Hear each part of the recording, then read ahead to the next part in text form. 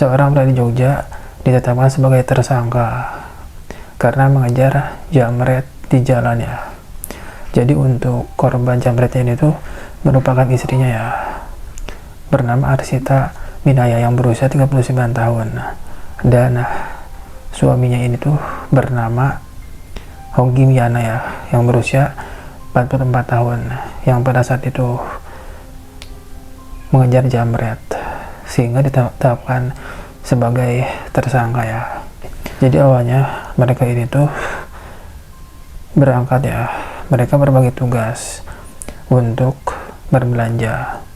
Arsita istrinya itu menggunakan motor menuju ke pasar Patuk ya, sementara Honggi suaminya itu menuju ke pasar Berbah menggunakan mobil. Nah, saat menuruni jembatan layang, si istri ini tuh tiba-tiba dipepet ya oleh dua orang bermotor, dan itu merupakan jamret ya.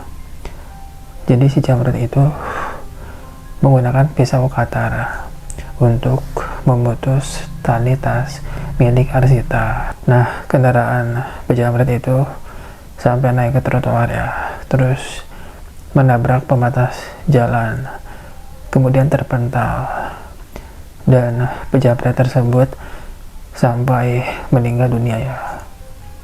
Nah, setelah kejadian tersebut, Arsita, korban jamret, dan suaminya Honggi yang mengejar kedua jamret tersebut itu langsung dibawa ke Polresta Sleman ya di hari tersebut, dan Honggi pun langsung menjalani BAP ya, yaitu berita acara pemeriksaan. Dan dari pemeriksaan tersebut polisi itu menemukan adanya lecet pada pintu kiri mobil Honggi ini ya. Artinya dugaannya kalau mobil Honggi tersebut itu memang sempat menyenggol pejamret tersebut ya. Dan sekitar 2 hingga 3 bulan kemudian, Honggi yang merupakan korban ya, bisa dibilang yang mengejar jamret tersebut, dan pejamret tersebut meninggal dunia, itu ditetapkan ya sebagai tersangka.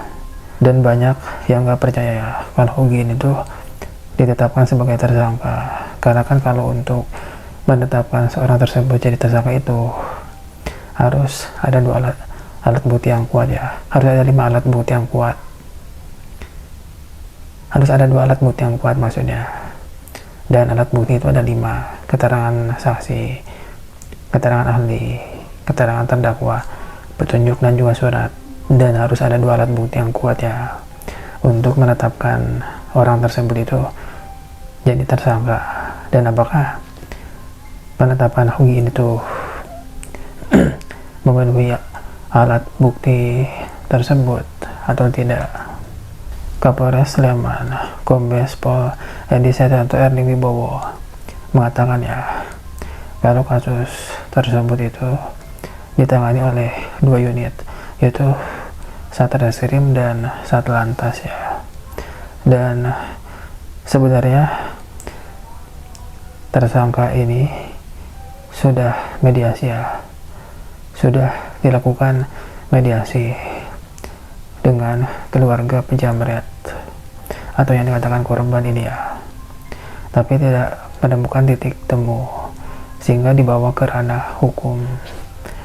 Nah, kemudian menurut Arsita itu yang merupakan korban ya dari penjamretan tersebut bilang ya kalau pas kejadian tersebut tidak ada warga yang tahu, dan warga baru tahu setelah dia itu teriak. Dia bilang kalau suami saya itu kan mepet, sementara jamretnya itu naik ke trotoar, terus suami saya agak ngasih ruang gitu biar berhenti, terus dia itu turun dari trotoar ke jalan biasa, terus dipepet lagi sama suami saya. Jadi suami saya itu mepet jamretnya itu biar berhenti, bukan untuk mencelakai. Terus katanya, saya merasa suami saya itu tidak berlebih-lebihan dalam membela saya. Maksudnya sebuah suami itu bakal melakukan hal yang sama ketika melihat istrinya dijamret di depan matanya itu. Dan menurut saya penetapannya itu nggak adil. Dan memang benar ya, suami mana yang merelakan kalau istrinya ini tuh sedang dijahati orang ya, apalagi melihat di depan matanya sendiri ya. Kenapa di mobil tersebut ada baret ya, yang dugaannya ini tuh nyenggol pejamret tersebut. Tapi meskipun menyenggol ya, hal tersebut seharusnya tidak salah ya, karena mengejar orang jahat yang tidak beda ya seperti polisi yang mengejar orang jahat. Coba apabila apabila orang tersebut polisi, apakah akan dipidana karena orang jahat tersebut meninggal? Aduh, nasib apa yang menimpa Hogi Miana yang berusia 44 tahun ini itu sungguh menyedihkan ya.